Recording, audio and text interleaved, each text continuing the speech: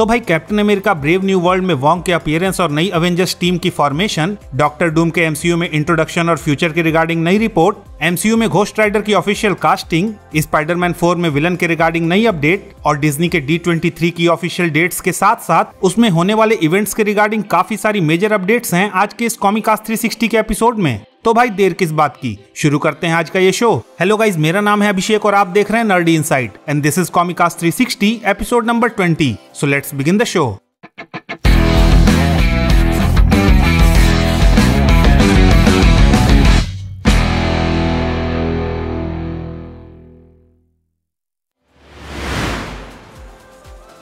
तो भाई एमसीयू में डॉक्टर डूम के अपीयरेंस के रिगार्डिंग जो रिसेंट रिपोर्ट्स हमें सुनने को मिल रही हैं, उनके अकॉर्डिंग हमें फैंटास्टिक 4 मूवी में पहली बार एमसीयू में डॉक्टर डूम से इंट्रोड्यूस कराया जाएगा, जिसके बाद डॉक्टर स्ट्रेंज 3 मूवी में भी हमें डॉक्टर डूम का एक मेजर रोल देखने को मिल सकता है। साथ ही रिपोर्ट्स की माने तो मार्वल स्टूडियोज इसी तरह से एक के बाद एक कई सारे प्रोजेक्ट्स में डॉक्टर डूम के अपीयरेंस के थ्रू इस कैरेक्टर को बिल्डअप करते हुए मल्टीवर्सल सागा के फिनाले में डॉक्टर डूम को मेन विलन की तरह एस्टेब्लिश करेगा। भाई कुछ ज्यादा नहीं हो गया ये? मतलब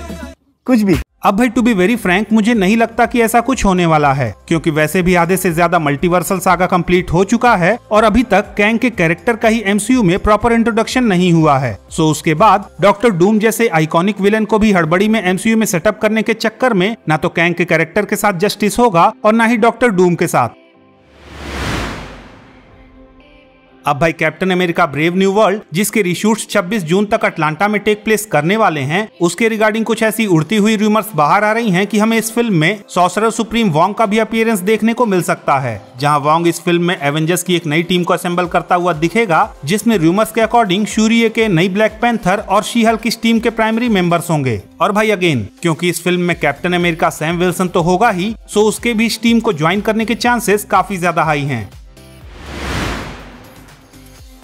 तो भाई रियान गॉसलिंग के एमसीयू में घोस्ट राइडर के रोल में हायर किए जाने की जो रूमर्स पिछले काफी टाइम से चल रही थी, वो अब जाके काइंड ऑफ सच होती हुई दिख रही हैं, क्योंकि रिसेंटली कुछ लीकस्टर्स ने ट्विटर पे ये न्यूज शेयर की कि मार्वल स्टूडियोज ने फाइनली रियान गॉसलिंग को घोस्ट राइडर के रोल में ऑफिशियली कास्ट कर लिया है, जिसका फर्स्ट अपीयरेंस हमें मिडनाइट सन्स की मूवी में देखने को मिल सकता है। साथ ही जहां तक रही बात इस कास्टिंग के अनाउंसमेंट की, तो केविन फाइगी डिज्नी के D23 में इस कास्टिंग को ऑफिशियली अनाउंस कर सकते हैं, जो कि इस साल 9 अगस्त से लेकर 11 अगस्त के बीच में कैलिफोर्निया में टेक प्लेस करेगा। हालांकि यहाँ पे ध्यान रखने वाली बात यह है कि मार्वल स्टूडियोज मिडनाइट सन्स की शूटिंग ब्लेड मूवी की शूटिंग एंड होने के बाद करेगा, और ब्लेड की मूवी फिलहाल जिस सिचुएशन में फंसी हुई है, वहाँ पे इसकी शूटिंग शुरू होने की बात तो दूर, फिल्म के लिए राइटर और डायरेक्टर मिलना मुश्किल हो रहा है।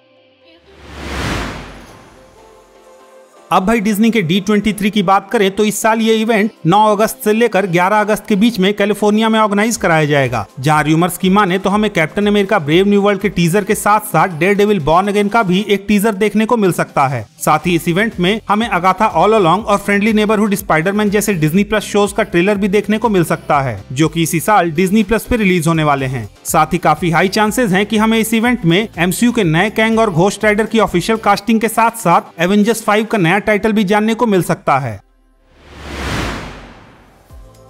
तो भाई स्पाइडरमैन 4 के बारे में रिसेंटली कुछ ऐसी रिपोर्ट्स आ रही हैं कि इस फिल्म में हमें पीटर पार्कर का बेस्ट फ्रेंड नेड लीड्स एक विलन हॉबगॉब्लिन के रोल में रिटर्न करता हुआ देखने को मिलेगा। अब भाई नेड लीड्स के मार्वल कॉमिक्स में एज हॉबगॉब्लिन अपीयर होने की बात करें तो कॉमिक बुक्स में रॉड्रिक किंग्सले नाम का बंदा, जो कि ओरिजिनली हॉबगॉब्लिन था, उसने नेड को कैप्चर करने के बाद उसका ब्रेन वॉश करके उसे हॉबगॉब्लिन की आइडेंटिटी दी थी, जिससे कि वो खुद के लिए एक स्केपगोट तैयार कर सके। अब भाई हालांकि स्पाइडरमैन नो वे होम में नेड ने पीटर से ये प्रॉमिस किया था कि वो कभी भी सुपर विलेन बनकर उसे मारने की कोशिश नहीं करेगा, पर अब क्योंकि फिल्म के इवेंट्स के बाद किसी को भी पीटर के बारे में कुछ भी याद नहीं है, so this might actually happen और फिल्म की स्टोरी भी काफी हद तक ग्राउंडेड रह सकती है, जैसा कि मार्वल स्टूडियोज हमेशा से करना चाहता था।